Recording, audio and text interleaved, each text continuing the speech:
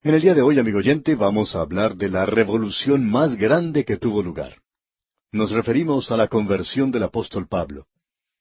En los primeros 9 versículos del capítulo 3 de esta epístola a los Filipenses que estamos estudiando, encontramos que esto que le ocurrió a él fue algo realmente tremendo. Él había cambiado ya su sistema de contabilidad del pasado que tenía, como mencionamos en nuestro programa anterior. Él nos dice lo que él tenía en un lado del libro mayor y luego lo que él tenía en el otro lado de ese libro mayor. Y lo que le ocurrió a Pablo fue lo siguiente. En un lado del libro mayor, cuando él era fariseo y bajo el judaísmo, él tenía tantas cosas que podía sumar y resultaban con un total muy grande. Era tanto lo que tenía que él pensaba que todas esas cosas lo exaltaban a él ante Dios. Todas esas cosas él había acreditado en el haber de su libro. Ahora, en el lado del debe del libro, había apuntado a alguien a quien él odiaba. Y ese era el Señor Jesucristo. Y él estaba tratando de eliminar a todos los seguidores del Señor Jesucristo. Como dijimos, eso lo había entrado en el lado del debe. Así que tenemos este libro mayor con su debe y con su haber. Cuando él se encontró con el Señor Jesucristo en el camino hacia Damasco, él cambió su sistema de contabilidad. Lo que antes se encontraba en el lado del debe, pasó ahora a formar parte del lado de haber. Lo que antes se encontraba en el haber, ahora debía pasar al debe. Y amigo oyente, eso es una revolución. Supongamos que un día yo regreso a mi casa de un largo viaje, y tengo que ir a un negocio a pagar las cuentas en las que han incurrido mi esposa y mi familia. Yo me acerco a ese lugar y le digo a la cajera que quiero pagar lo que debo, y le entrego un cheque para cubrir mi cuenta.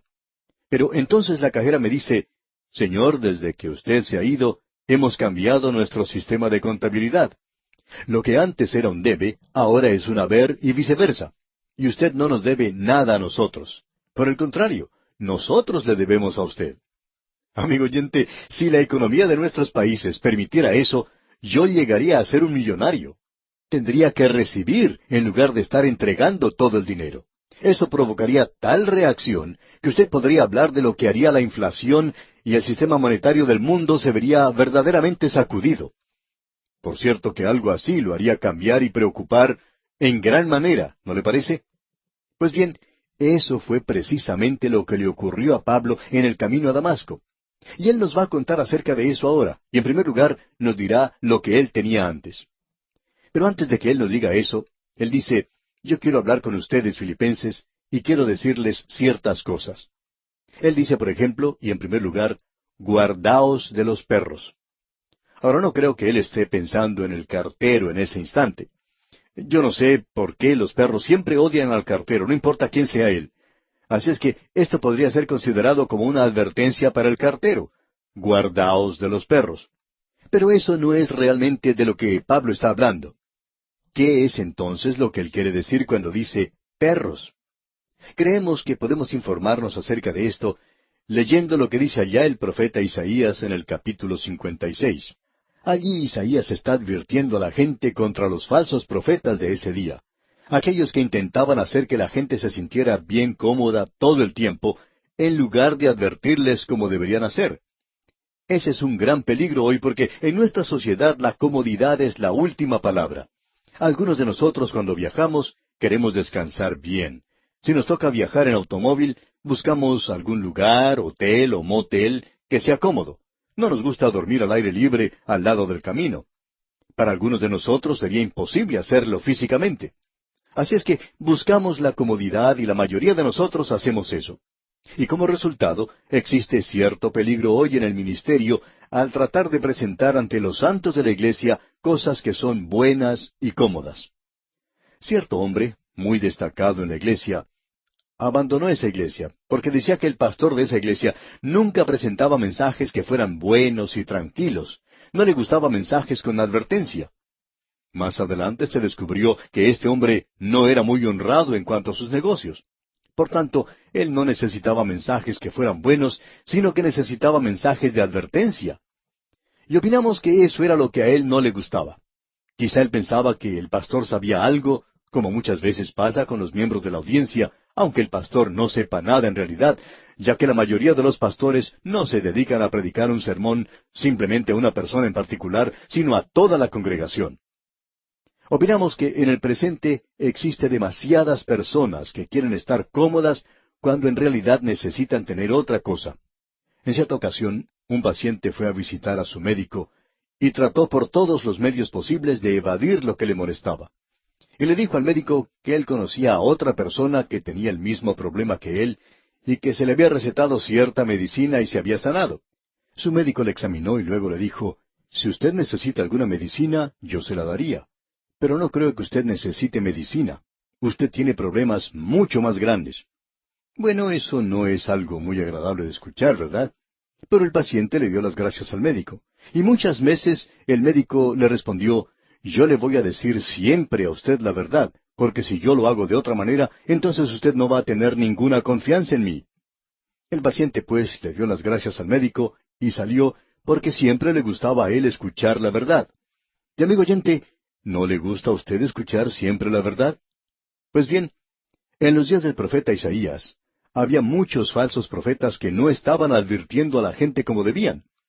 Veamos ahora cómo los describe Isaías allá en el capítulo 56 de su libro, versículo 10.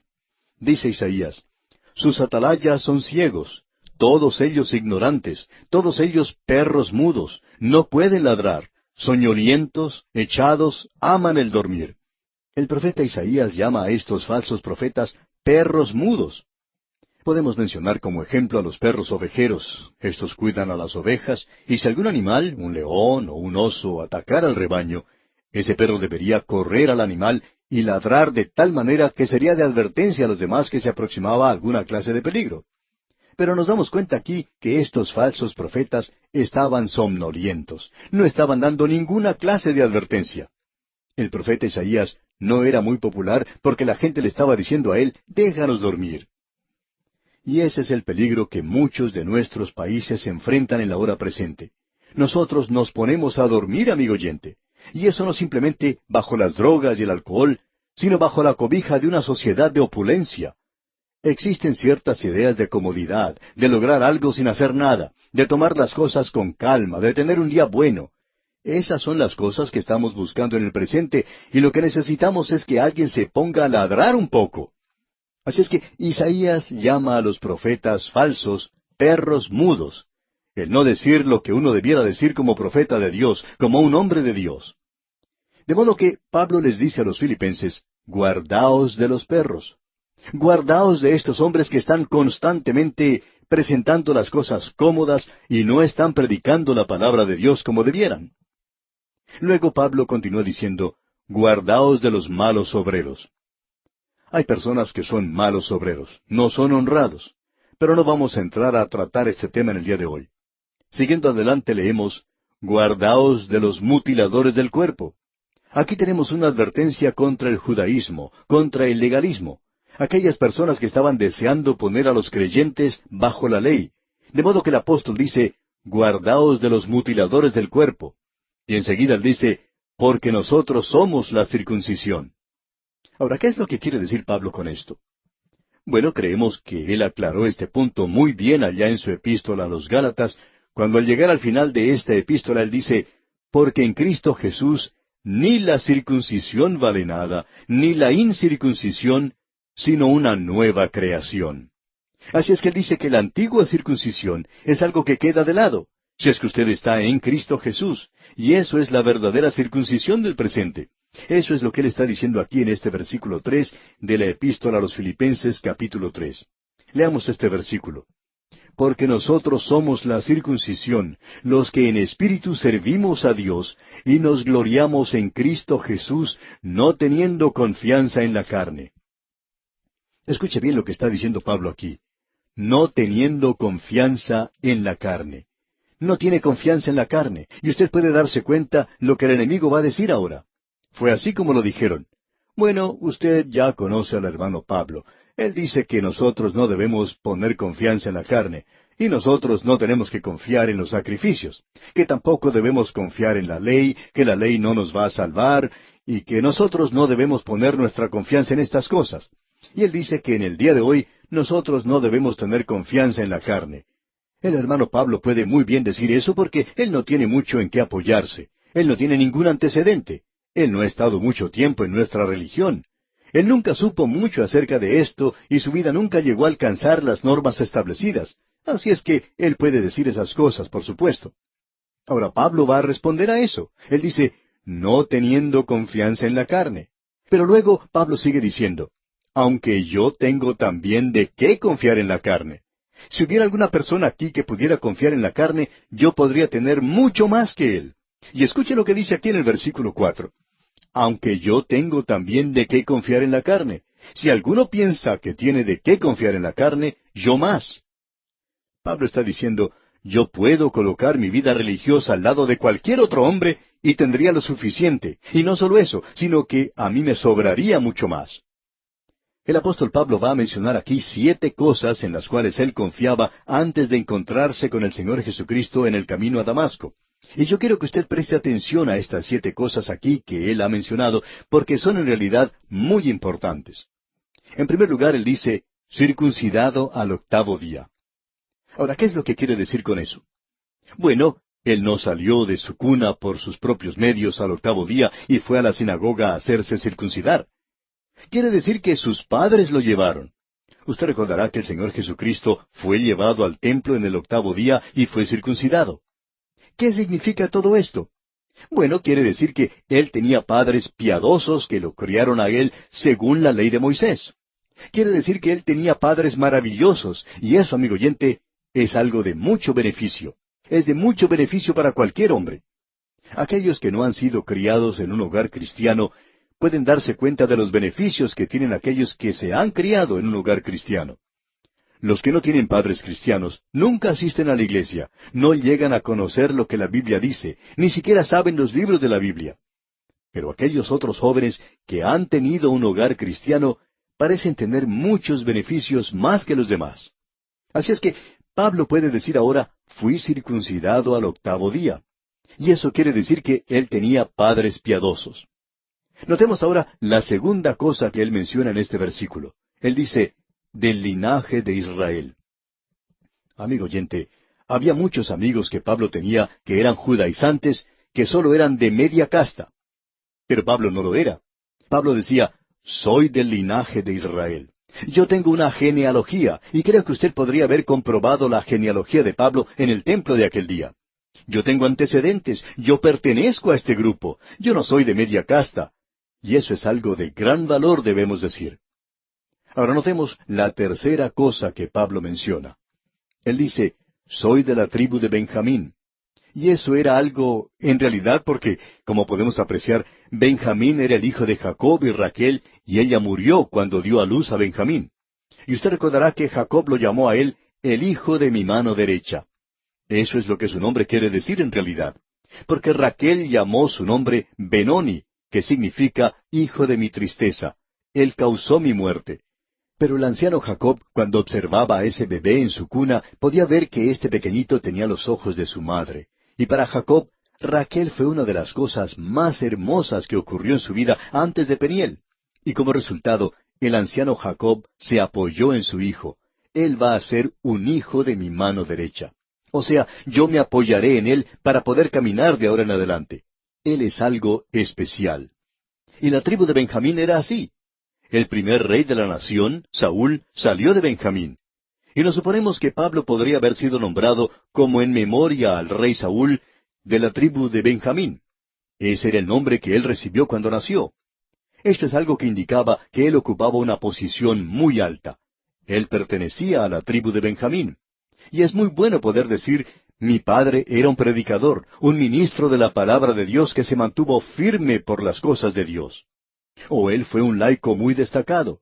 Esas cosas tienen mucho significado, mucho valor para nosotros. Y esas son las cosas de las cuales se jactan muchas personas en el presente. Uno se encuentra con tanta gente hoy, y cuando se le pregunta sobre la relación con Cristo, siempre responden de la misma manera. Bueno, yo crecí en una iglesia bautista, o yo me crié en una iglesia presbiteriana, a mí me levantaron en la iglesia metodista, y mi abuelo, bueno, él fundó una iglesia, y existe una ventana en ese lugar, en esa iglesia, que ha sido dedicada a su memoria. Y esa es la razón por la cual muchas personas en el día de hoy no dejan una denominación liberal porque su abuelito tiene una ventana en algún lugar que ha sido dedicada a su memoria.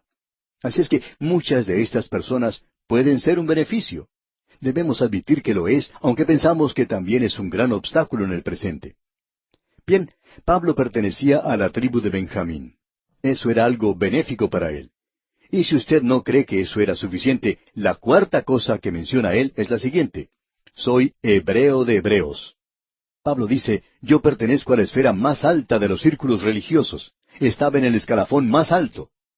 Luego él menciona la quinta cosa y dice, en cuanto a la ley, fariseo. Ahora, los fariseos representaban lo mejor en Israel. Los fariseos formaban un partido político religioso que se había formado algún tiempo después de la cautividad o durante la misma, y como partido religioso, ellos eran muy fundamentales. Creían en la integridad de las Escrituras, creían en los ángeles, ellos creían en la resurrección y en los milagros. Y también estos eran un partido político. Eran extremadamente nacionalistas.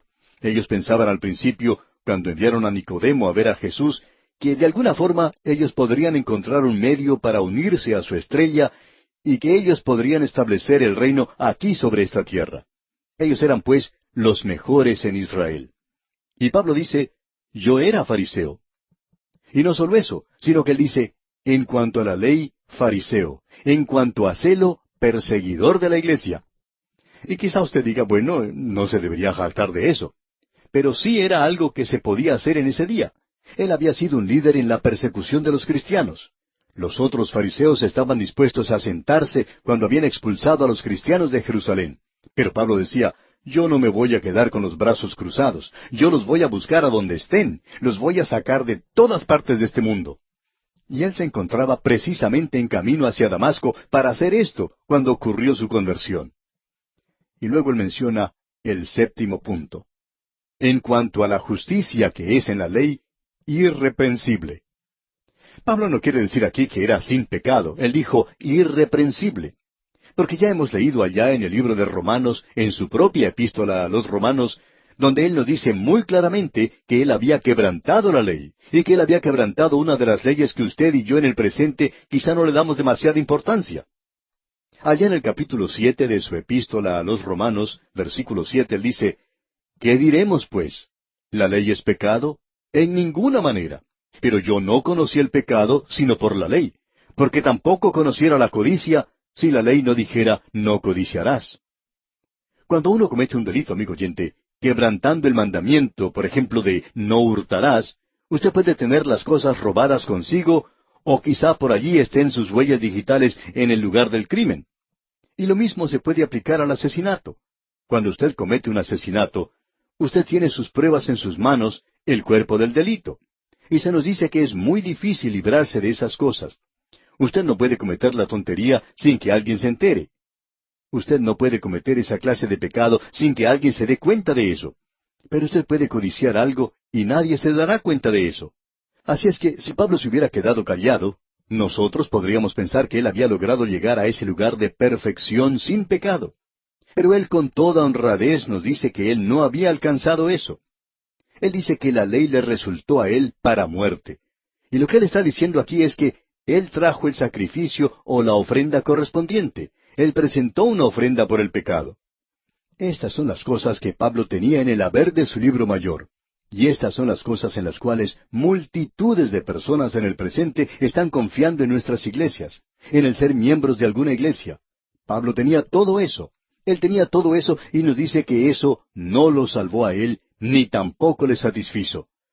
Y en el día de hoy hay multitudes que se están apoyando en cosas como estas. En nuestro próximo programa, Dios mediante, veremos lo que le ocurrió en realidad al apóstol Pablo. Mientras tanto, le sugerimos leer el resto de este muy interesante capítulo 3 de la Epístola a los Filipenses, y de esta forma estar preparado para sacar el mayor provecho posible de este estudio bíblico. En este día, amigo oyente, llegamos una vez más a este maravilloso tercer capítulo de la Epístola del apóstol San Pablo a los Filipenses. Vamos a comenzar nuestra lectura en el versículo 7. En nuestro programa anterior vimos que Pablo mencionaba para nosotros las cosas en las cuales él podía confiar y en las cuales él confiaba cuando tenía puesta su confianza en la carne. Es decir, que él creía que sus buenas obras, su religión, sus ritos, sus sacrificios, todo lo que él hacía contribuía para su salvación. Pero luego él se dio cuenta cuando se encontró con el Señor Jesucristo en el camino a Damasco, que algo ocurrió en su vida. ¿Y qué fue lo que ocurrió? Tuvo lugar una verdadera revolución.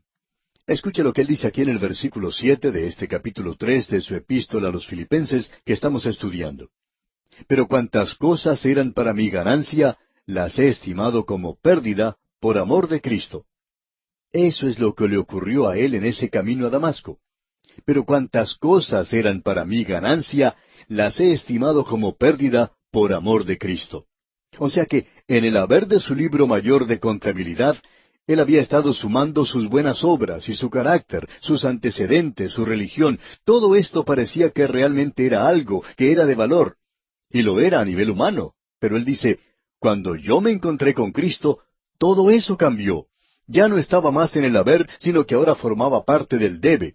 Ya no confiaba más en eso. Cuando yo me encontré con el Señor Jesucristo, antes le odiaba yo a Él. Me encontraba en el camino a Damasco para perseguir a aquellos que le seguían. Y ahora, el que estaba en el lado del debe pasa a formar parte del haber, y en el único que yo confío es en el Señor Jesucristo. Amigo oyente, si el sistema de contabilidad de nuestras naciones fuera transformado de esa manera, cambiaría la economía mundial, y en realidad tendría lugar una revolución como tuvo lugar la revolución en la vida de Pablo. En realidad, amigo oyente, cualquier conversión es una revolución, porque las cosas que antes se consideraban ganancia, ahora se cuentan como pérdida. Y lo que antes se consideraba una pérdida, ahora se considera una ganancia. Cambia todas las cosas de arriba para abajo y de adentro para afuera. Lo coloca a usted en una posición completamente nueva. Y si usted, amigo oyente, no ha experimentado esto, bueno, lo único que podemos decir es que simplemente no ha ocurrido. Eso es todo. Pero aquí se nos describe lo que es en realidad la conversión. Entre los versículos 7 y 8 existe una pausa de tiempo. ¿Cuánto tiempo? No podemos decir. Pero más adelante Pablo podría decir lo siguiente aquí en el versículo 8. Y ciertamente aún estimo todas las cosas como pérdida por la excelencia del conocimiento de Cristo Jesús, mi Señor, por amor del cual lo he perdido todo, y lo tengo por basura, para ganar a Cristo. Esto no era solamente una experiencia de un momento. En realidad, este asunto de la conversión no es como un globo de ascensión, y hay muchas personas que piensan que la santificación es eso, de que usted puede dirigirse hacia el altar y tener alguna experiencia, ver una visión, y que usted es elevado hacia las alturas y eso es todo. Pero amigo oyente, permítame decirle que la conversión es algo que permanece con usted. No es simplemente una experiencia de un momento. Ocurre en un momento, pero continúa. La santificación es un andar, y el andar no es algo que usted hace en el aire como si se encontrara en una parte de un globo de ascensión. Un andar, un caminar, es un andar aquí mismo, aquí abajo, día a día y momento a momento. Pablo está diciendo aquí, desde el momento en que me encontré con Cristo, ese conocimiento de Jesucristo es lo más importante de mi pensar. Y luego él dice también, por eso he perdido todo lo que tenía, todas estas cosas en las cuales yo confiaba, ahora ya no lo hago. Y Pablo añade, todas las cosas que yo tenía antes y que consideraba maravillosas, todas mis posesiones, ahora lo pongo por basura. Esa es una declaración bastante fuerte, amigo oyente. Pablo está diciendo, yo estoy botando mi religión a la basura. Y eso es lo que muchas personas necesitan hacer en el día de hoy. El doctor Carroll dijo en cierta ocasión, cuando yo me convertí, perdí mi religión. Y hay muchas personas hoy, amigo oyente, que necesitan de veras perder su religión y encontrar a Cristo Jesús como lo hizo Pablo. Él perdió su religión. No solo la perdió, sino que la arrojó a la basura. Ya antes la había tenido sobre la mesa como si fuera la posesión más preciada de su vida. Esta es la revolución que ocurrió. Y ahora él declara esto en términos teológicos de una manera maravillosa. Y esta es la explicación teológica de lo que le ocurrió a él. Leamos el versículo 9. Y ser hallado en él, no teniendo mi propia justicia, que es por la ley, sino la que es por la fe de Cristo, la justicia que es de Dios por la fe. Sobre este versículo ponemos a Juan Bunyan, quien andando por un cañaveral durante la noche, pensando cómo podría presentarse él ante Dios, hizo la siguiente declaración: Cuando yo fui a Cristo, me vi simplemente como un pecador, me vi a mí mismo como pecado desde la coronilla hasta mis pies. Yo era pecado. Y cuando fui a Él, vi que no tenía nada, que Él lo tenía todo. Y este es el versículo, dijo él, que le vino a la mente esa noche cuando estaba caminando por el campo en esa ocasión. Y ser hallado en Él, no teniendo mi propia justicia. Su propia justicia, como Él nos dice muy claramente, es de la ley, es decir, el guardar la ley. Él podía jactarse del hecho de que Él guardaba el día sábado. Y luego Pablo dice, nadie os juzgue en cuanto al día sábado. Dios no me va a juzgar a mí, y yo no voy a permitir que usted me juzgue. Quizá usted pueda hacer una declaración como esa, pero esa declaración, amigo oyente, no tiene ningún valor por lo que él dice aquí en cuanto a la propia justicia. Nosotros quizá podríamos jactarnos del hecho de que predicamos tantas veces durante el año, que tenemos programas todos los días, pero esto es en realidad nada, amigo oyente. Esto no agrega nada en cuanto a la salvación. Mi propia justicia es una justicia legal en cuanto a la salvación, y Dios ya ha dicho, la justicia del hombre es como trapos de inmundicia ante Él. Y Dios no está aceptando cosas así, amigo oyente. Él está aceptando a pecadores inmundos. Sí, y Él es quien los puede limpiar. Pablo, por lo tanto, había abandonado todo reclamo en cuanto a su propia justicia. Amigo oyente, cuando usted viene a Cristo Jesús, usted se acerca a Él como una persona en bancarrota. Usted no tiene nada que ofrecerle a Él. Debemos mirar eso, debemos considerar eso y decirlo tal cual es. ¿Qué es lo que usted tiene y Dios puede usar? En cierta ocasión, un matrimonio se convirtió a Cristo. Ambos tenían mucho talento. Eran artistas que habían actuado en clubes nocturnos y eran en realidad personas muy atractivas. Mirándolos desde el punto de vista humano, lo tenían todo. En cierta ocasión dieron su testimonio y el joven dijo que ahora que había sido convertido, iba a tomar ese maravilloso talento que él tenía y utilizarlo para Cristo. Luego el pastor le preguntó cuál era ese maravilloso talento que él tenía para usar para Cristo. Y le dijo, tú bailabas en un club nocturno, tú cantabas en un club nocturno, contabas historias y chistes en un club nocturno. ¿Piensas acaso que Cristo puede utilizar eso? Bueno, contestó que él no había pensado en eso de esa manera. Por tanto, el pastor le dijo, mira, cuando te acercas a Cristo, te acercas a Él como en bancarrota. Tú no tienes nada que ofrecerle a Él. Tú te acercas a Él con las manos vacías. Tú eres, en realidad, un pordiosero. Tú no tienes nada, pero Él lo tiene todo y te lo está ofreciendo. Y este versículo 9 dice, y ser hallado en Él, no teniendo mi propia justicia que es por la ley, sino la que es por la fe de Cristo, la justicia que es de Dios por la fe. Ahora la palabra importante aquí es por la fe. Esa es la única forma en que usted puede obtenerlo. Usted no puede trabajar para lograrlo, tampoco lo puede comprar, ni lo puede robar siquiera. Usted debe confiar en Cristo.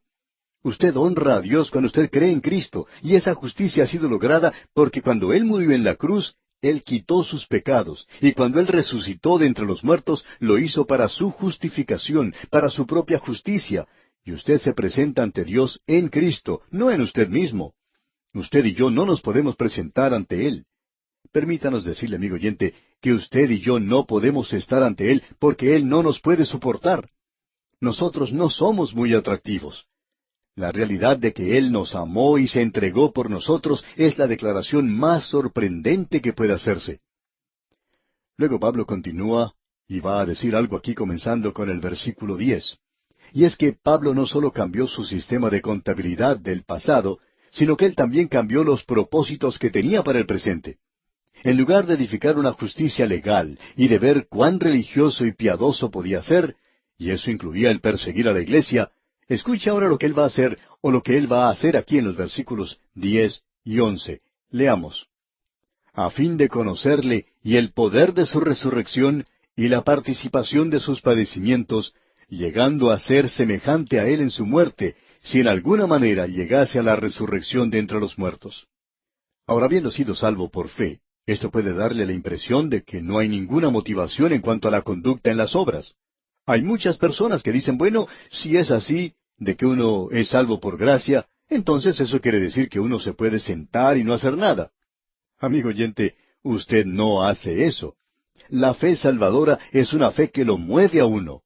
Santiago dijo, y Santiago no está hablando ahora de las obras de la ley, sino que él está hablando acerca de las obras de la fe. Y él dijo, muéstrame tu fe sin tus obras, y yo te mostraré mi fe por mis obras. Y permítame preguntarle a usted, amigo oyente, si usted ha sido salvo por la fe, ¿dónde están sus obras? Y si usted no tiene obras, entonces no es salvo. Ahora alguien quizá diga, espere un momento. No esperaremos un momento. Eso es exactamente lo que Pablo va a decir aquí. Que si usted ha sido salvo por la fe, esa fe ahora le ha dado a usted una nueva motivación, un nuevo propósito para su vida y un nuevo estilo. Y amigo oyente, si su fe en Cristo no le ha cambiado, entonces usted no ha sido cambiado. Usted es aún ese viejo hombre y va a producir una vida de acuerdo a eso. Notemos lo que Pablo dice. Él disipa esa noción aquí en esta sección de que el ser salvo por la fe quiere decir que uno puede mecerse en una mecedora y permanecer allí durante todo ese camino hacia el cielo. Él muestra aquí un esfuerzo y una energía que proceden del Espíritu Santo, que es mucho más poderosa que cualquier esfuerzo legal. Bajo la ley, este hombre estaba dispuesto a ir a Damasco para hacer desaparecer de allí a los seguidores de Cristo. Bajo el sistema de la gracia y la fe, él va a ir hasta los confines de esta tierra para hacer seguidores de Cristo y para testificar de Él. Amigo oyente, permítame decirle que la fe produce algo. Debemos comprender muy bien que eso no tiene nada que ver con su salvación. Sus obras no tienen nada que ver con eso. Su salvación se logra en la cruz. Dios solo le está preguntando a usted, amigo oyente, que aún no es salvo, solo le está preguntando una cosa. ¿Qué va a hacer usted con Cristo, quien murió por usted?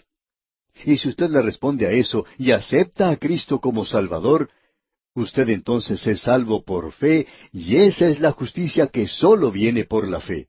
Y aún la vida que usted vive después de eso no edifica una justicia que tenga nada que ver con su salvación, sino que es, amigo oyente, una motivación para que usted viva para Dios. Esa es la razón por la cual Pablo vivió en la forma en que lo hizo. Esa es la misma razón por la cual otros hombres han vivido como lo han hecho. En la actualidad no podemos comprender a personas que no están haciendo nada con Dios. Hay personas que dicen, bueno, yo no puedo hacer nada. Yo ya estoy entrado en años y no estoy preparado para hacer eso. Yo no tengo un programa radial. Pero permítanos ser francos con usted, amigo oyente. Usted puede ayudarnos. Usted puede ayudarnos a predicar la palabra de Dios en la actualidad. Nosotros estamos en esta tarea de esparcir la palabra de Dios y vamos a continuar haciéndolo. Vamos a seguir hacia adelante y como dice Pablo, prosigo a la meta, al premio del supremo llamamiento de Dios en Cristo Jesús. Amigo oyente, yo le pido que escuche lo que este hombre Pablo tiene que decir aquí. Usted se puede dar cuenta que el propósito de su vida, toda su ambición, es aún de conocer a Cristo. Hay algunas personas que dan la impresión hoy que ya lo conocen todo, que ya han llegado a un punto en el que ya no necesitan aprender más y lo único que se dedican a hacer es a darle brillo a su aureola y eso lo hacen todas las mañanas y ya están listos, que ellos solo tienen que partir en cualquier instante. Amigo oyente, Pablo aún al fin de su vida podía decir, mi ambición es aún la de continuar conociendo a Cristo, su persona y el poder de su resurrección. Y permítame decirle, amigo oyente, que ese es uno de los grandes consuelos que yo tengo, porque creo que lo que más necesito es la realidad de la persona de Cristo en mi vida. No se prepare a señalarme con su dedo, porque yo voy a hacer lo mismo en cuanto a usted, y voy a decirle que eso es lo que usted necesita. Y todos nosotros en realidad necesitamos la realidad de Cristo en nuestras vidas, la participación de sus padecimientos. Una persona que escuchó lo que explicamos en cuanto al Salmo 22 dijo, yo nunca supe cuánto sufrió él por mí. Y amigo oyente, permítame decirle que yo quiero conocer la participación de sus padecimientos y que quiero entrar en ello. El conocer a Cristo y su obra de redención demandará nuestra atención toda la eternidad. Así es como vamos a pasar la eternidad. Y si usted no está interesado en eso ahora, bueno, yo no sé por qué usted quiere ir al cielo. Usted se aburrirá mucho allí porque todos los que vayamos al cielo simplemente alabaremos al Señor. Alabaremos su nombre las 24 horas del día. Y si usted, amigo oyente, no disfruta de alabar a Cristo y el querer conocerle a Él, no sé por qué usted quiere ir al cielo. Sugerimos que busque otro lugar para ir porque, amigo oyente, nosotros vamos a glorificarle a Él en el cielo. Ahora, en el versículo 11, Pablo no está expresando alguna duda cuando él dice, si en alguna manera llegase a la resurrección de entre los muertos. Es acerca de su participación en el rapto. En lugar de demostrar duda, él está afirmando que él tendrá parte en eso con gran gozo. Pablo no espera obtener la perfección en esta vida, y por tanto él dice, yo quiero tener una participación completa en este rapto. Hay personas que hoy no creen en el rapto, y yo me pregunto acerca de su relación con la persona de Cristo. Amigo oyente, eso es lo que este hombre puede decir. Él dice, mi ambición, el propósito que yo busco, es no sólo de conocerle a Él, sino que yo tome parte en ese rapto de tal manera que tenga algo de significado para mí. Creo que habrá algunos santos que en el momento de ser arrebatados dirán, ¿qué es lo que está pasando? ¡Qué sorpresa la que se van a llevar! Veamos ahora lo que dice Pablo aquí en el versículo 12 de este capítulo 3 de su epístola a los Filipenses. Dice Pablo, no que lo haya alcanzado ya, ni que ya sea perfecto, sino que prosigo por ver si logro asir aquello para lo cual fui también asido por Cristo Jesús. Creemos que lo que él está diciendo aquí es que él se da cuenta que no podrá lograr la perfección aquí, que eso no lo detiene en su camino en esa dirección. Nosotros debemos crecer, como lo dijo Pedro, en la gracia y en el conocimiento de Cristo. Notemos ahora lo que dice él en el versículo 13, y esto nos presenta el modus operandi de la vida de Pablo. Él dice aquí, hermanos, yo mismo no pretendo haberlo ya alcanzado. Pablo está diciendo que él no ha llegado a ese punto todavía. Y hoy, amigo oyente, hay tantos santos que se sienten cómodos y se sienten cómodos en su ignorancia. Piensan que ya lo saben todo. Amigo oyente, observe lo que dicen los versículos 13 y 14 de este capítulo 3. Hermanos, yo mismo no pretendo haberlo ya alcanzado, pero una cosa hago, olvidando ciertamente lo que queda atrás y extendiéndome a lo que está delante, prosigo a la meta, al premio del supremo llamamiento de Dios en Cristo Jesús. El apóstol se refiere al pasado. Él está dejándolo detrás de sí con todas sus equivocaciones. Él no permite que eso llegue a ser un detrimento para el presente o el futuro. Él vive en el presente en la expectación del futuro cuando él va a crecer y desarrollarse. Alguien ha dicho que hoy es el mañana por el cual usted se estaba preocupando ayer. Esta es la santificación práctica de Pablo. ¿Cuán real es esto? Y él dice, yo estoy corriendo una carrera y hay un premio para el vivir cristiano. El futuro de Pablo ha sido absorbido por Cristo de tal manera que eso motiva todo lo que él dice y hace en el presente. Y él se identifica a sí mismo con un atleta que está corriendo para alcanzar el premio. Y ese premio no es una recompensa terrenal, sino por Cristo mismo, que algún día cuando tenga lugar el rapto, él será arrebatado y llegará a la presencia de Cristo. Eso es lo que él anticipaba. Hay muchos de nosotros que hoy necesitamos entrar en esta carrera de la vida. Creemos que hay muchos creyentes en la actualidad que son como esa historia que hemos escuchado acerca de una jovencita que se encontraba en una fiesta en la cual estaban jugando para ver quién era el que podía hacer la cara más cómica. Al final, los organizadores se acercaron a ella y le dieron el premio y ella preguntó, «Bueno, ¿y por qué me dan esto?» «Bueno», le dijeron, «es el premio por hacer la cara más cómica». Y ella dijo, «Yo ni siquiera estaba jugando». Y yo creo, amigo oyente, que hay muchos creyentes hoy que no están jugando en esta experiencia maravillosa, tremenda, en esta aventura de vivir la vida cristiana. ¡Qué emoción sería para nosotros si llegáramos primero! Pero una cosa hago, dice Pablo. Ah, el que podamos acusar nuestra vida hasta ese punto, ¡qué maravilloso podría ser! Y aquí, amigo oyente, nos detenemos por hoy.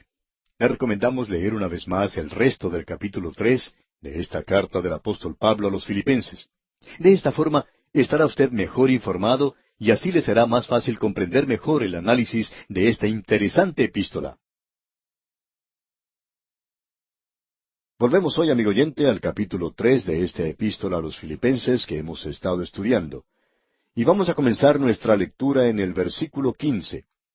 En este capítulo ya hemos observado algo del premio del vivir cristiano. En primer lugar, vimos que el apóstol Pablo cambió su sistema de contabilidad que utilizaba en el pasado. Antes, él había sido muy religioso, agregando en su columna del haber muchas cosas buenas que eran religiosas y piadosas, y que eran muy impresionantes en cuanto a lo que el mundo considera de valor en la actualidad. El apóstol Pablo tenía esas cosas, pero cuando él se encontró con el Señor Jesucristo, allá en el camino hacia Damasco, él dejó su religión a un lado, y Cristo entonces llegó a ser el todo para él. Vemos entonces que este hombre, Pablo, en ese momento cambió su sistema de contabilidad. Lo que antes él había considerado ganancia, lo consideraba ahora pérdida, y lo que antes era para él pérdida, lo consideraba ahora ganancia. Es decir, que ocurre aquí un tremendo cambio. Luego vemos en los versículos 10 al 19 que Pablo ha cambiado el propósito para el presente. Eso nos muestra que ahora él ha cambiado, y lo que ahora es, en sus propias palabras, prosigo a la meta, al premio del supremo llamamiento de Dios en Cristo Jesús. Él se encuentra corriendo una carrera. Ese es el cuadro que tenemos aquí. Y el premio para el vivir cristiano es en realidad el Señor Jesucristo mismo. El futuro de Pablo es absorbido de tal manera por Cristo que eso le motiva en todo lo que hace y dice en el presente. Él se presenta a sí mismo como si fuera un atleta en una carrera para obtener un premio. Usted debe recordar que aparentemente Pablo presenció los Juegos Olímpicos. En la ciudad de Éfeso existía un gran anfiteatro en el cual se podía sentar unas 100,000 personas, y los Juegos Olímpicos tenían lugar en ese estadio. Y Pablo estuvo en esa ciudad por 3 años. Es muy difícil, pues, creer que él no hubiera presenciado esos juegos. Él utiliza muchos ejemplos tomados de esos eventos atléticos, y aquí él se identifica a sí mismo como si fuera un atleta en una carrera, corriendo y corriendo por un premio. Debemos aclarar aquí que nosotros no corremos para lograr la salvación. Eso lo hace Cristo. Él nos da la salvación. O lo tenemos o no lo tenemos. O nosotros confiamos en Él o no confiamos en Él. De la única manera en que usted, amigo oyente, puede tener salvación en el día de hoy es por medio de la fe, porque la salvación es un don, un regalo, y esa es la forma en que usted recibe un don, un regalo. Eso es lo que sucede cuando uno tiene un cumpleaños. Cuando llega ese día, sus amigos, sus vecinos y parientes, sus compañeros de trabajo, le dan a usted algún regalo. Cuando ellos le ofrecen a usted un regalo, usted cree que se lo están dando, y por tanto lo toma y eso es todo. Uno acepta el regalo y da las gracias por ello. Uno no tiene que hacer nada para merecerlo, ganárselo, o no tiene que trabajar para lograrlo. Es simplemente un regalo. Ahora, el don o regalo de Dios es vida eterna en Cristo Jesús, y eso es Cristo mismo. Y usted, amigo oyente, o lo acepta a Él, o lo rechaza. Esa es la salvación, el aceptar a Cristo, y usted solo la puede obtener por fe. Quiere decir, el creer lo que Dios dice. Cuando uno tiene un cumpleaños, usted le cree a sus amigos. Ellos le dicen, oye, tenemos un regalo para ti. Y le entregan un paquete y usted lo toma. Usted cree en ellos. Usted no cruza sus brazos y dice, bueno, yo no estoy seguro que ustedes me lo quieran dar. No estoy seguro que ustedes quieran hacer eso. Usted y yo, amigo oyente, no sabemos en realidad lo bueno que es Dios. Para Pablo, después de haber recibido la vida eterna, Cristo se convierte en todo para él, y él se encuentra en una carrera y en una carrera para poder ganar a Cristo. ¿De qué manera? Bueno, algún día Él va a estar delante de nosotros y Pablo no desea ser avergonzado en su presencia. Juan nos dice que es posible ser avergonzado cuando Él aparezca. Y pensamos que hay muchos creyentes en la actualidad que siempre están hablando de esto. Ah, si el Señor Jesucristo viniera. Si ellos supieran realmente lo que significa eso para ellos, cuando Él en realidad venga, quizá a ellos les gustaría que Cristo postergara un poco esto. Porque, amigo oyente, si usted cree que va a vivir una vida descuidada como creyente y que no tiene que rendir cuentas por eso, usted está equivocado. Usted es un hijo, sí, por supuesto que lo es, pero es un hijo desobediente. Cuando nace un bebé en nuestra familia y consideramos a ese pequeñito tan hermoso, uno no piensa en disciplinarle. Pero cuando ese niño crece y comienza a desobedecer, entonces uno encuentra que tiene que disciplinarle. No pasa mucho tiempo sin que ese niño demuestre su naturaleza pecaminosa, y hay veces que necesita ser disciplinado. Ahora, si usted piensa que como hijo de Dios va a vivir de cualquier forma y llegar a su presencia algún día, le sugerimos que en este mismo instante entre a la carrera y comience a vivir para Cristo. Lo que necesitamos hoy, amigo oyente, es poner nuestra mirada en Él. Ahora, en el versículo 15 de este capítulo 3 de la Epístola a los Filipenses, el apóstol Pablo dice, Así que, todos los que somos perfectos, esto mismo sintamos, y si otra cosa sentís, esto también os lo revelará Dios.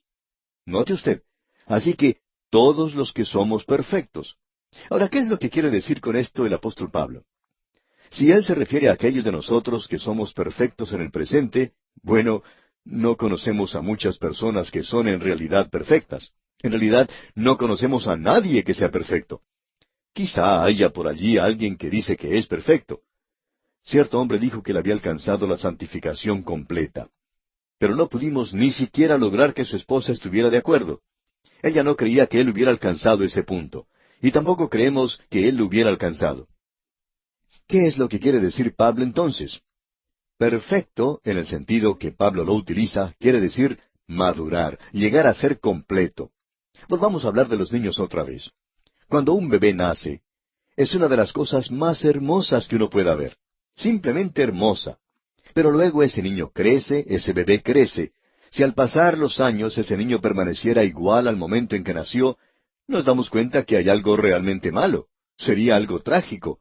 Pero el niño crece, corre de un lugar a otro, y lo vemos desarrollar, y entonces decimos que es perfecto en ese sentido. Él actúa como debe actuar un niño que está creciendo. Y eso es lo que el apóstol Pablo le está diciendo aquí a los creyentes. Así que, todos los que somos perfectos, esto mismo sintamos. Los que somos completos en Cristo, aquellos que estamos creciendo en Cristo, entremos a esta carrera, trabajemos para Él, hagamos algo para Cristo. Y si otra cosa sentís, esto también os lo revelará Dios. Si usted tiene alguna otra idea, quizá Dios tiene algo diferente para hacer por usted, y Él le demostrará eso. Es decir, si usted está dispuesto a hacerlo. Creemos que Dios es capaz de guiar a un creyente que está dispuesto en el presente. Usted recuerda lo que el salmista David dijo cuando nosotros estábamos leyendo allá el libro de los Salmos. Allí él nos decía, no seáis como el caballo o como el mulo, sin entendimiento, que han de ser sujetados con cabestro y con freno. Dios lo puede llevar a usted de esa manera, amigo oyente, pero es algo penoso. ¿Por qué no le permite entonces que Él le guíe con sus ojos? Así es como Él quiere hacerlo. Bueno, de eso es que Pablo nos está hablando aquí. Dios revelará esto si usted está dispuesto a ser guiado por Él. Uno escucha a los creyentes decir, si solo supiera la voluntad de Dios. Y amigo oyente, para conocerla, usted tiene que estar cerca del Señor Jesucristo. Es cuestión de acercarse a Él. No hay ninguna fórmula mágica o fácil para encontrar la voluntad de Dios. Y si usted cree que va a vivir una vida descuidada, una vida de cristiano solo para usted mismo, y luego cuando llega un momento de crisis decir, quiero saber la voluntad de Dios, y que un ángel le hablará desde el cielo, o le aparecerá una luz verde, o que un ángel se le acercará a usted de noche y le dirá lo que tiene que hacer, pues amigo oyente, creemos que usted está muy equivocado. Creemos que está completamente equivocado. Este asunto de la voluntad de Dios, amigo oyente, es algo que se desarrolla día a día, y si usted está dispuesto a ser guiado, bueno, Él lo colocará a usted sobre el camino, y lo guardará a usted en la dirección que tiene que seguir. Ese será el camino de la vida para usted, y eso le traerá mucho gozo en su corazón. Notemos ahora lo que dice Pablo aquí en el versículo 16. Pero en aquello a que hemos llegado, sigamos una misma regla, sintamos una misma cosa. Pablo le está diciendo aquí a los creyentes en Filipos, yo quiero que ustedes hagan de esto el objetivo de su vida. Quiero que entren a esta carrera. Eso es lo que él está diciendo. Y ahora él se pone a sí mismo como ejemplo. Él dice en el versículo 17, Hermanos, sed imitadores de mí, y mirad a los que así se conducen según el ejemplo que tenéis en nosotros. ¿Cómo me gustaría a mí decir eso, amigo oyente? Pero no puedo hacerlo. Sin embargo, Pablo sí podía decirlo. Él dice, si quieres saber cómo hacerlo, obsérvanos a nosotros. Y nuevamente tenemos que decir que no es simplemente por imitación, sino lo que él quiere decir aquí es que usted debe aprender a compartir el poder de Cristo en el cuerpo de Cristo, la iglesia. Permítanos, amigo oyente, hablar a aquellos que a veces piensan que estamos contra la iglesia. No es que estemos contra la iglesia, pero sí creemos que es necesario en el día de hoy señalar las dificultades que existen, porque la iglesia se encuentra en un estado de apostasía, amigo oyente. No hay dudas en cuanto a esto. Por tanto, tenemos el derecho de hacerlo, el deber de hacerlo, y deberíamos señalar estas cosas. Ahora, esto no quiere decir que usted está contra la iglesia, pero es necesario reconocer que en el día de hoy, la función apropiada del creyente es la de hacerlo dentro de una organización cristiana, una iglesia. Esto no tiene que ser un edificio que se parezca a una iglesia. Hay muchas personas que piensan que tienen que ir a cierta clase de edificio, pero eso no es así. Usted puede actuar en una organización cristiana en el día de hoy, y pensamos que si existe en su comunidad una buena iglesia bíblica, donde se esté predicando la palabra de Dios, donde se esté practicando la palabra de Dios, y usted no está identificado con ella, diríamos que usted está apartado de la voluntad de Dios.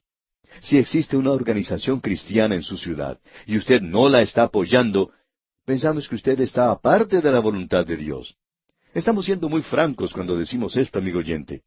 Creemos que eso es exactamente lo que Pablo quiere decir aquí, y sabemos que eso es lo que dice en otros lugares también.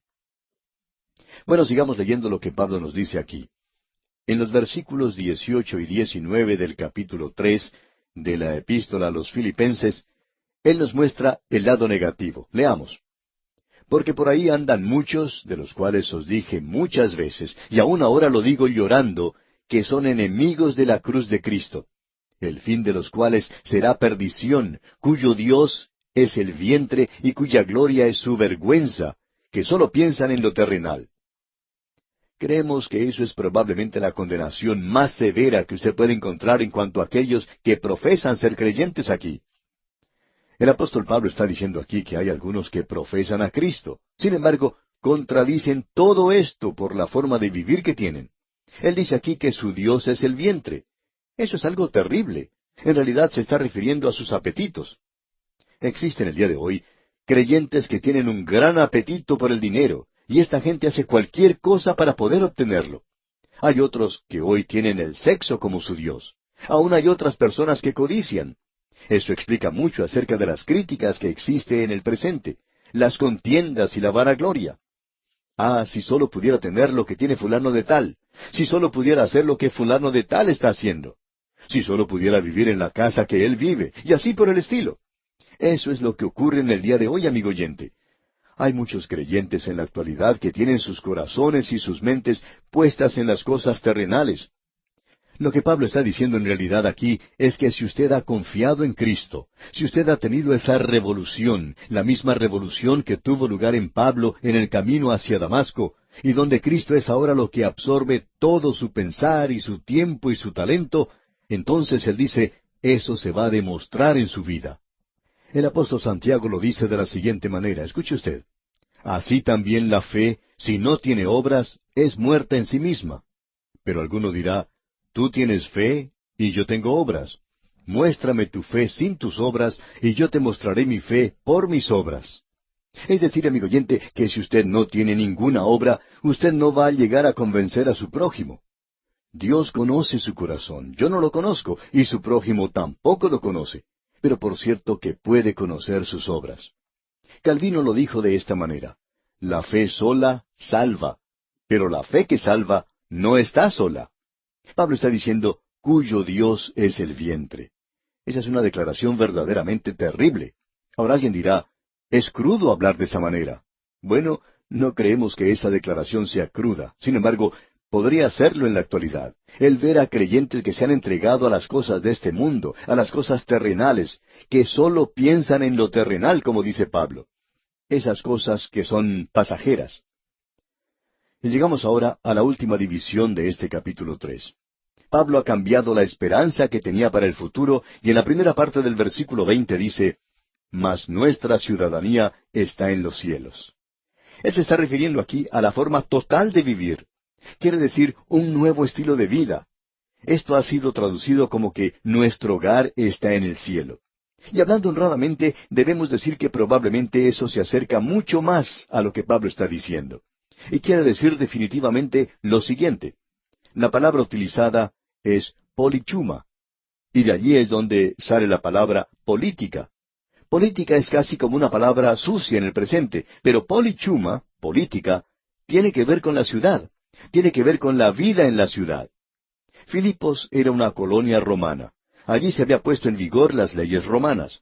La gente se vestía con los mismos estilos que se usaba en Roma. Hablaban en latín. Todo era igual como en Roma, y ellos formaban una colonia de romanos. Era una ciudad colonial. En el día de hoy, la iglesia debería ser una colonia del cielo, y eso quiere decir que la gente debería actuar en la misma forma en la que la gente actúa en el cielo, o actuaría en el cielo. Pero amigo oyente, eso no siempre es cierto, ¿verdad? Deberían tener el mismo lenguaje del cielo, y ellos deberían vivir de la misma forma en que se viviría en el cielo. Eso es lo que esta palabra significa, nuestro hogar ciudadano, o que nosotros somos una colonia del cielo, y por tanto ese debería ser nuestro objetivo. Esa es la dirección que deberíamos seguir. Allí es donde deberíamos estar, querer estar en el cielo, y deberíamos representarlo aquí en el día de hoy. Nosotros somos embajadores de Cristo en este mundo. Y el apóstol Pablo está diciendo ahora que deberíamos representar al cielo, y el mensaje del cielo aquí en esta tierra donde vivimos en la actualidad. Que el Señor nos ayude, amigo oyente, a vivir como Él quiere que vivamos, a representar la vida del cielo como Él quiere que la representemos aquí en la tierra. Que mostremos nuestra fe por medio de la forma en que vivimos y actuamos. Y vamos a detenernos aquí por hoy, amigo oyente. Dios mediante, en nuestro programa siguiente, vamos a concluir nuestro estudio de este capítulo 3 de la Epístola a los Filipenses, y entraremos también en el capítulo 4. En nuestro programa anterior, amigo oyente, estábamos llegando ya al final de este capítulo 3 de la Epístola a los Filipenses. Nos encontramos ya en la última sección de este capítulo, donde el apóstol Pablo ha cambiado su esperanza para el futuro. No solo cambió su sistema de contabilidad del pasado, y no solo ha cambiado su propósito para el presente, sino que él ahora cambia su esperanza para el futuro. Él está tratando de vivir para Cristo en el día de hoy, pero ahora él tiene una esperanza gloriosa, maravillosa para el futuro. Y dice, mas nuestra ciudadanía, es decir, nuestra forma de vivir, nosotros somos una colonia del cielo aquí en la tierra. El doctor Herbert Biba sabía decir lo siguiente: todo el camino al cielo es cielo.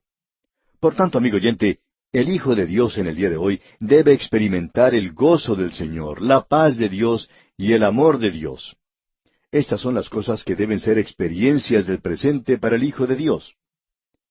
Ahora el versículo 20 de este capítulo 3 de la Epístola a los Filipenses dice, mas nuestra ciudadanía está en los cielos, de donde también esperamos al Salvador, al Señor Jesucristo. Debemos notar que al tenor de las Escrituras en el Nuevo Testamento, la esperanza del creyente nunca es el período de la gran tribulación. Pablo no está indicando eso aquí. Y él menciona esto con tal nota de gozo y una alabanza a Dios, de donde también esperamos al Salvador, al Señor Jesucristo. Y Pablo no está diciendo aquí, después que usted haya pasado a través del período de la gran tribulación. El período de la gran tribulación es una época de juicio, y la iglesia ha sido librada de juicio, y no pasará a través de eso, como tampoco tuvo que pasar Enoc por el diluvio.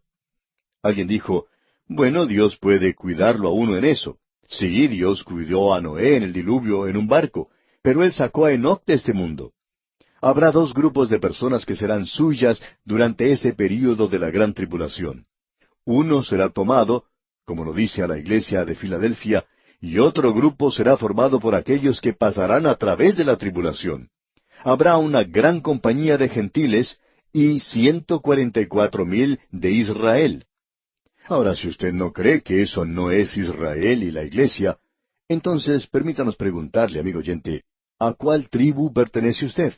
Porque no solo se le llama a Israel, sino que también se menciona a cada tribu por nombre y cuántos hay en cada una de ellas.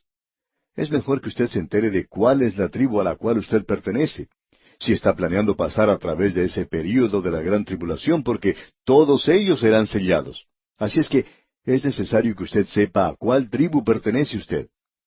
Se está haciendo cada vez más absurdo el tratar de mantener hoy esa posición de que la iglesia va a pasar a través del período de la gran tribulación. Hay quienes dicen, No hay ningún versículo en las Escrituras que diga que la iglesia no va a pasar a través de la gran tribulación. Debemos decir aquí que no hay ningún versículo en las Escrituras que tenga nada que decir acerca de que la iglesia no va a hacer otras cosas. Pero estamos seguros, amigo oyente, que la iglesia las hará.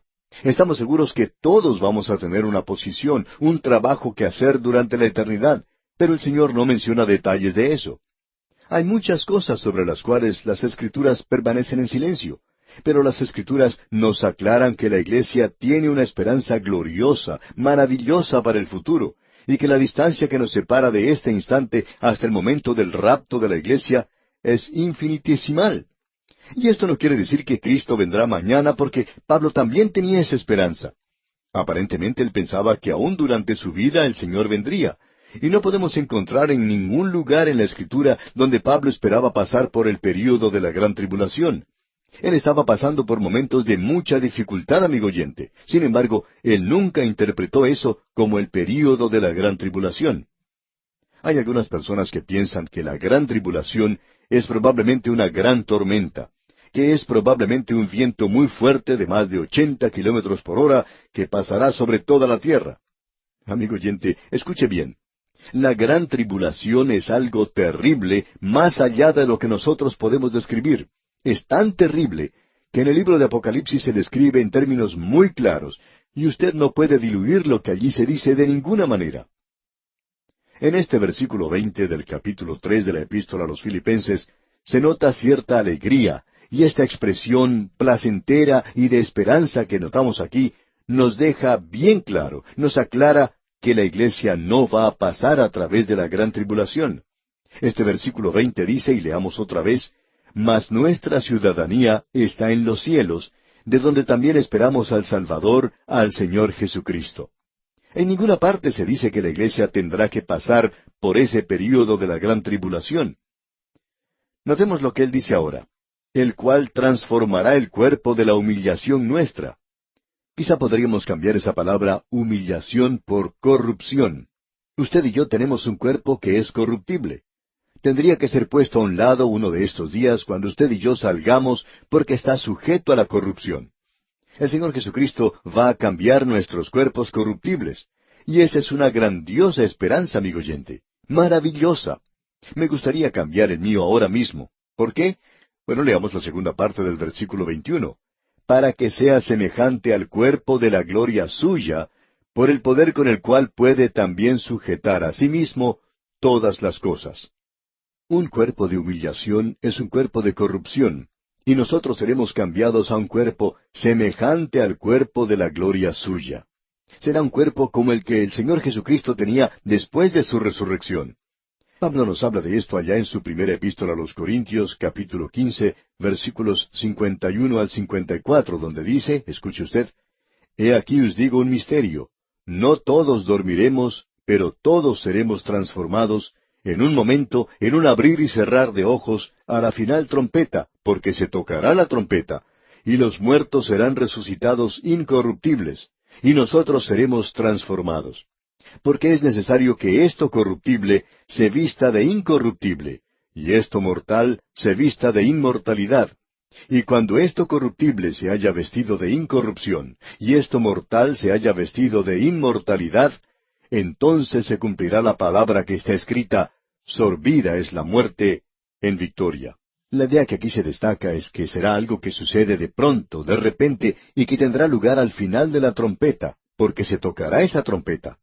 Hay aquellos que se imaginan que uno de los ángeles del Apocalipsis, la séptima trompeta, es la trompeta que se hace sonar aquí. Pero ¿de dónde sacan la idea de que es la trompeta tocada por el séptimo ángel, cuando en realidad aquel que hace tocar esa trompeta no se indica aquí? ¿Y sabe por qué, amigo oyente? Porque no es una trompeta en el sentido que usted y yo pensamos de alguien tocando la trompeta, si eso es lo que usted piensa. Eso se menciona en Apocalipsis porque allí se está tratando con Israel. Israel salió a la marcha en el desierto haciendo tocar trompetas. 2 trompetas de plata se utilizaron para hacerlos comenzar esa marcha en el desierto. Ellos estaban acostumbrados a las trompetas, nosotros no. Ahora alguien quizá diga, bueno, dice en la Biblia, porque el Señor mismo, con voz de mando, con voz de arcángel y con trompeta de Dios, descenderá del cielo. Bueno, ¿cuál es esa trompeta de Dios? Si alguien se la ha dado a Gabriel, Gabriel va a tocar la trompeta. ¡Qué tontería! Gabriel ni siquiera tiene una trompeta, y si la tiene, no creemos que pueda tocarla. Él no está tocando una trompeta. Lo que quiere decir aquí, porque el Señor mismo, con voz de mando, con voz de arcángel. ¿Y significa eso que un arcángel está con él? No, amigo oyente. Es su voz, la voz del Señor mismo. Es como la voz de un arcángel. Nos habla de la dignidad, de la majestad de ese llamado de él. Ahora la trompeta, ¿qué podemos decir acerca de eso? Bueno, esa es su voz. Eso nos habla de lo penetrante que será y lo terrible que también será. Ahora alguien quizá diga, ¿está usted seguro de eso? Ah, sí, amigo oyente. Allá en Apocalipsis capítulo 1, versículo 10, Juan dice, Yo estaba en el Espíritu en el día del Señor, y oí detrás de mí una gran voz como de trompeta. Bueno, ¿quién tiene una voz como esa? Juan dice, y me volví para ver. ¿Y quién piensa usted que era? El Cristo glorificado. Será su voz. No habrá ninguna trompeta relacionada con la iglesia en esto. Y aquí es el Señor quien da la última llamada. Y esa será la última llamada. En el día de hoy, Él está a la puerta y llama, y dice, He aquí yo estoy a la puerta y llamo, ábreme. Pero esta es la última. La puerta se abre y de este mundo saldrá un grupo de personas que han sido colocadas en la plataforma de lanzamiento de la fe, y ellos no tienen que pasar a través de ningún período de tribulación.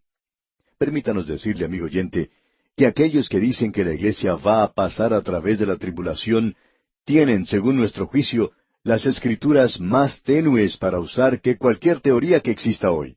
Y sin embargo, algunos de ellos son así llamados personas inteligentes. Encontramos que estos hombres pasan más tiempo con la filosofía, la psicología y la historia y temas parecidos que en el estudio de la palabra de Dios. Ahora hemos dedicado bastante tiempo a esto porque pensamos que es muy importante de notar de nuestra parte. Notemos una vez más lo que dice el versículo 21 de este capítulo 3 de la epístola a los Filipenses. El cual transformará el cuerpo de la humillación nuestra, para que sea semejante al cuerpo de la gloria suya, por el poder con el cual puede también sujetar a sí mismo todas las cosas.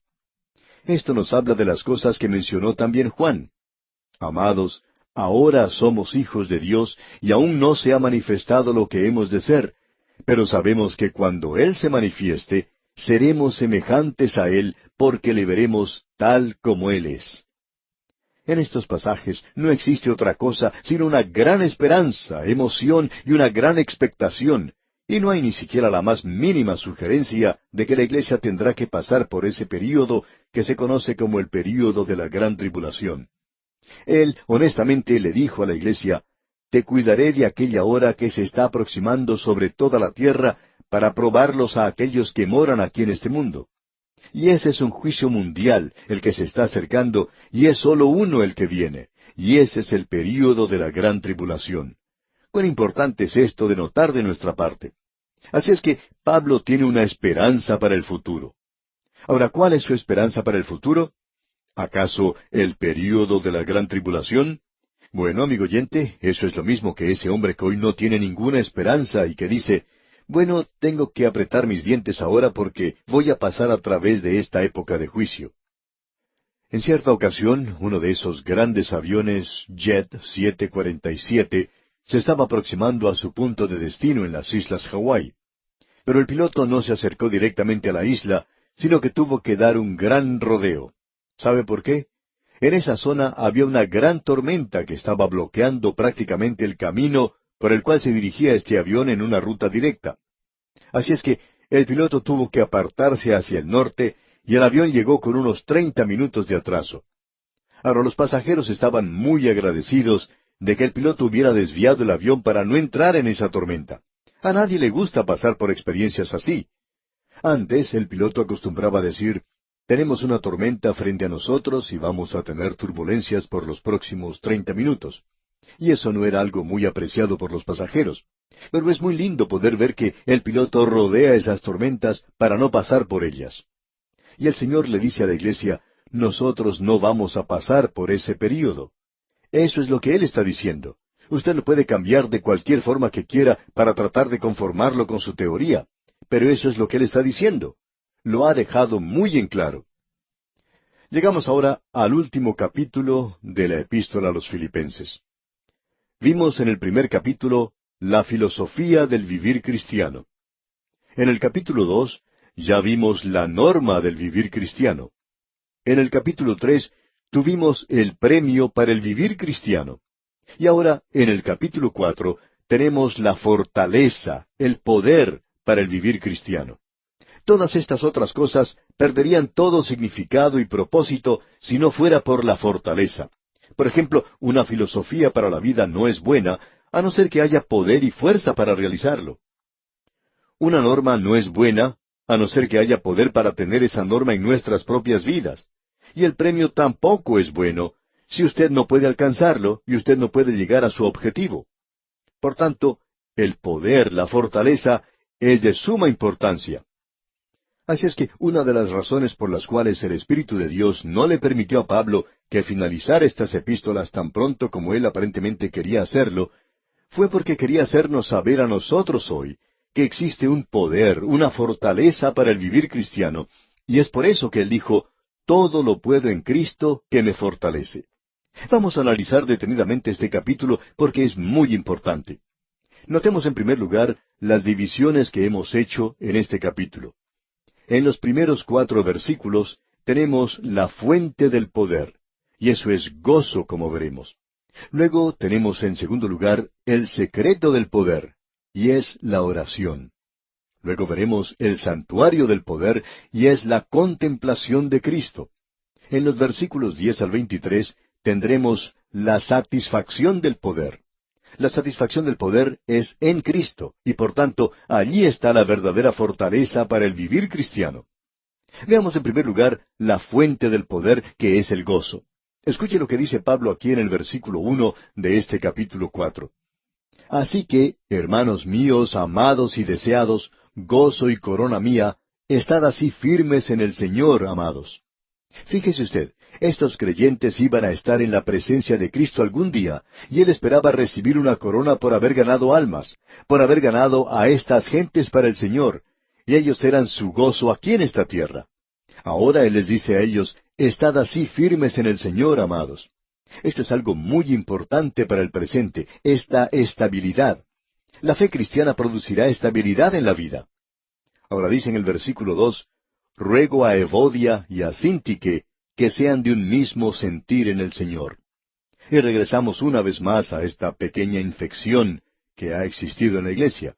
No era mucho, en realidad no había causado demasiado problema, pero no es algo bueno tener esto en la iglesia, porque se forman camarillas, un grupo que no trabaja con otro grupo.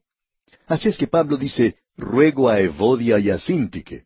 Esas mujeres no se estaban dirigiendo la palabra, y es por eso que dice, quiero que estas 2 damas sean de un mismo sentir en el Señor.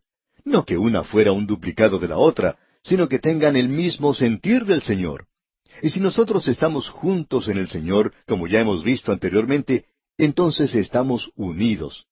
Puede que tengamos diferencia de opinión sobre varias cosas, pero eso no separa a aquellos que están en el Señor.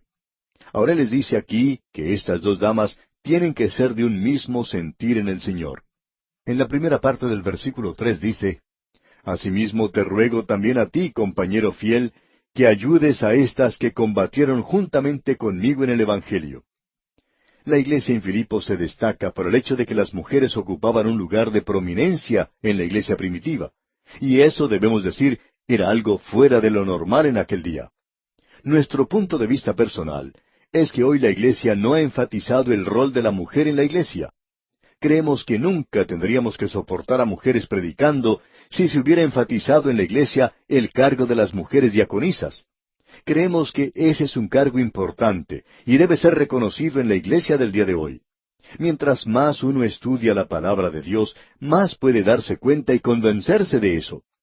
Y aquí tenemos algo que Pablo mismo dice, estas que combatieron juntamente conmigo en el Evangelio, con Clemente también. Ahora Clemente era un creyente en Filipos. Nosotros no hemos llegado a conocerlo. Esta es la primera mención que se hace acerca de él. Y dice Pablo, los demás colaboradores míos. Aparentemente había un gran grupo de creyentes en Filipos cuyos nombres, dice Pablo, están en el libro de la vida. Y eso era lo importante, que sus nombres estaban escritos en el libro de la vida.